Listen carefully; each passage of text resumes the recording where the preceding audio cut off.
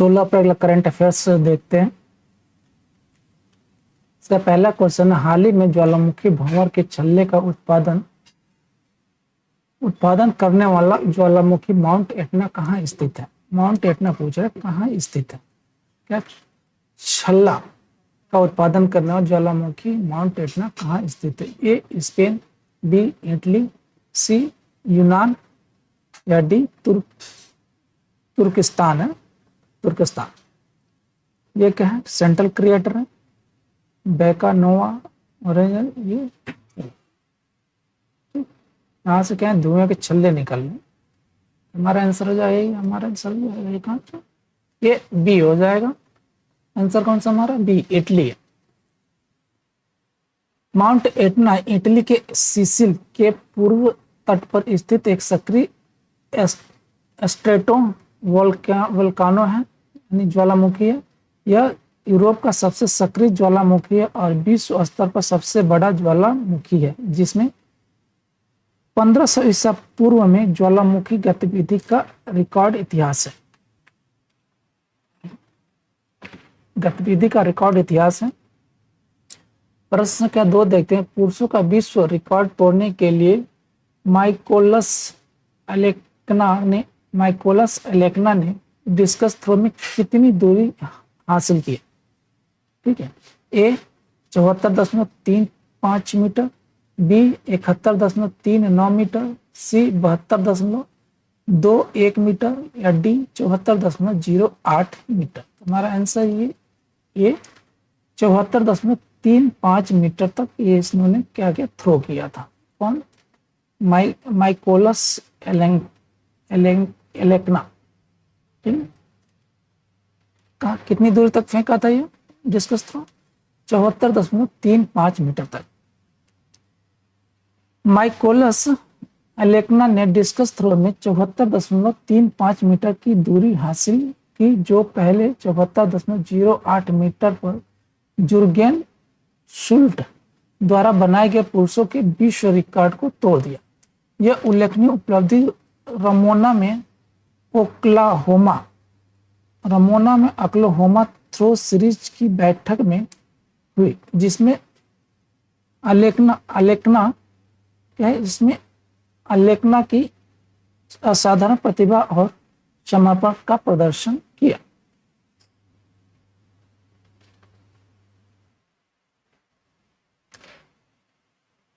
प्रश्न संख्या 3 देखते हैं। हाल ही में पहला ग्लास स्काई वॉक, कौन सा? पहला ग्लास स्काई वॉक ब्रिज किस राज्य में स्थित है? ए महाराष्ट्र, बी केरल, सी राजस्थान, डी उत्तर प्रदेश। हमारा आंसर ये उत्तर प्रदेश का पहला स्काई वॉक ब्रिज है।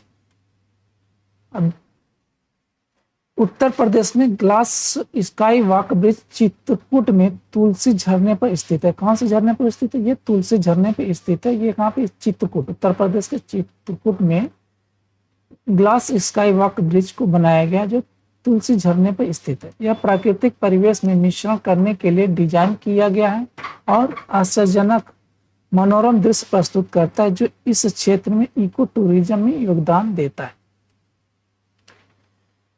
प्रश्न संख्या 4 देखते हैं। किस वित्तीय संस्थान ने भारत बंधक गारंटी निगम, कौन सा? भारत बंधक गारंटी निगम यानी कि IMGC, इसका फुल फॉर्म है इंडियन मॉर्टगेज गारंटी कॉर्पोरेशन, ने बंधक गारंटी समर्थित गृह ऋण प्रदान करने के लिए भागीदारी की है? ए बैंक ऑफ इंडिया, बी भारतीय स्टेट बैंक, सी इंडियन बैंक या डी केनरा बैंक। तो यहाँ से पता चल जा रहा है ये कौन सा है, बैंक ऑफ इंडिया है। हमारा आंसर कौन सा हो जाएगा? ये bank of India, option A. Bharat बंधक गारंटी निगम यानी कि IMGC, Indian mortgage guarantee corporation ने वेतनभोगी और स्वनियोजित दोनों व्यक्तियों के लिए किफायती आवास खंडों को लक्षित करते हुए बंधक गारंटी समर्थित गृह ऋण की पेशकश करने के लिए बैंक ऑफ इंडिया के साथ भागीदारी की है, यानी BOI के साथ भागीदारी की है। प्रश्न संख्या 5 देखें। वित्तीय वर्ष 2023-24 के लिए भारत का व्यापार घाटा क्या है?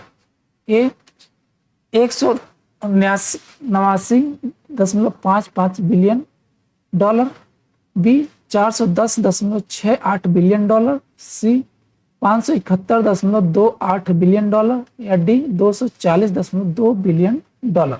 हमारा आंसर है डी, ये 240.2 बिलियन डॉलर है। क्या? व्यापार घाटा, व्यापारिक व्यापार घाटा भारत का 240.2 बिलियन डॉलर है। फाइनेंशियल ईयर 2023-24 के लिए भारत का merchandise trade deficit 240.2 billion dollar तक पहुंच गया, जो उल्लेखनीय कमी का प्रतिनिधित्व करता है और व्यापार घाटे में 11 महीने के निचले स्तर को चिन्हित करता है। कितने? ये 11 महीने के निचले स्तर को चिन्हित करता है। प्रश्न संख्या 6 देखते। मार्च 2024 के लिए भारत के थोक मूल्य सूचकांक यानी WPI में मुद्रास्फीति की दर क्या है? ए 0.94%, बी 0.61%, सी 0.53%, या डी 0.21%।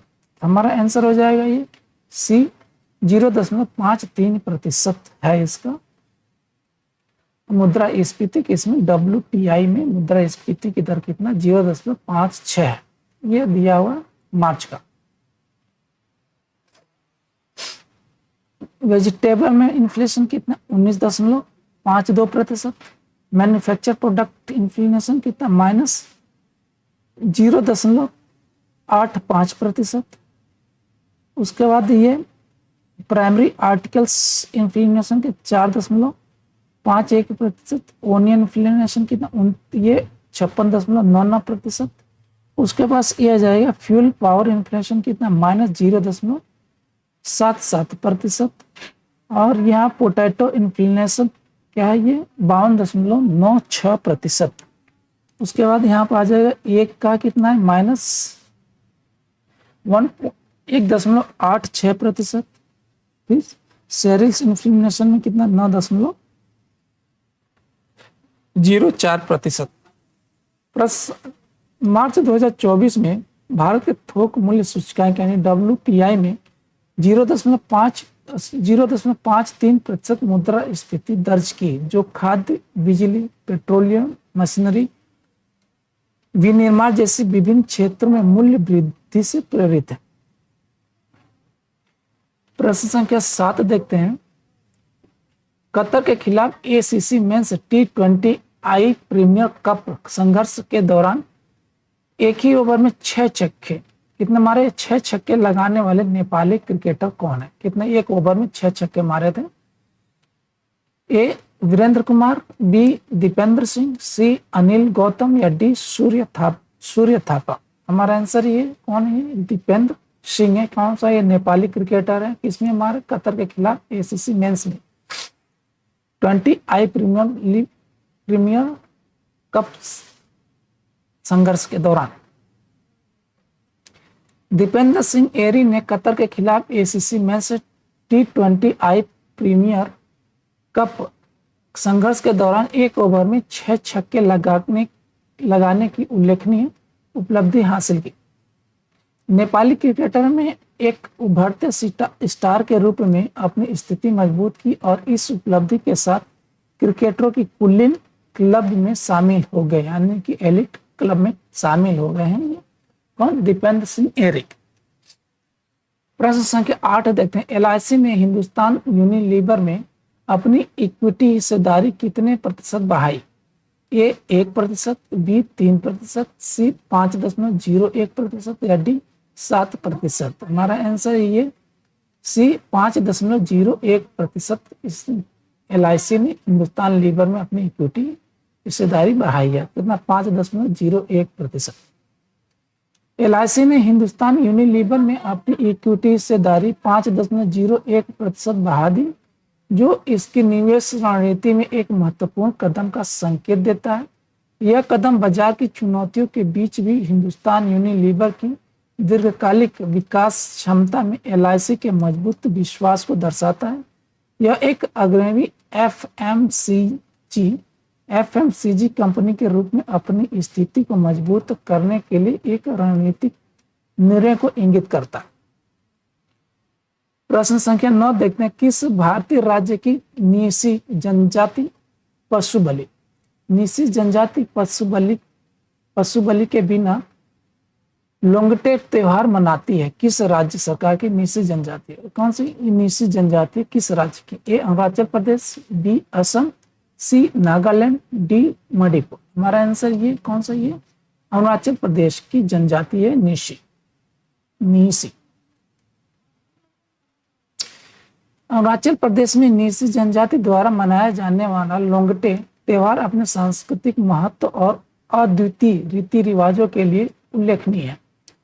कई अन्य आदिवासी त्योहारों के विपरीत, जिनमें पशु बलि शामिल होती है, लोंगटे त्योहार ऐसी प्रथाओं को प्रतिबंधित करता है।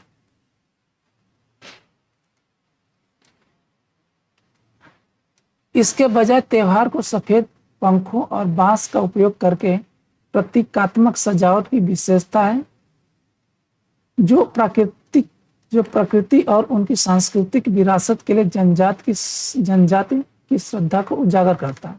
अहिंसा और प्रतीकात्मक अनुष्ठानों पर यह जोर लोंगटे त्योहार को अलग करता है और नीसी जनजाति के मूल्यों और परंपराओं को दर्शाता है। प्रश्न संख्या 10 देखते हैं, डेरेक अंडरवुड ने एक महान क्रिकेटर के रूप में किस देश का प्रतिनिधित्व किया? A Australia, B England, C New Zealand या डी दक्षिण अफ्रीका। कौन सा? आईसीसी हॉल ऑफ फेम में भी का नाम है, ठीक है। ये कौन सा दे रहा है?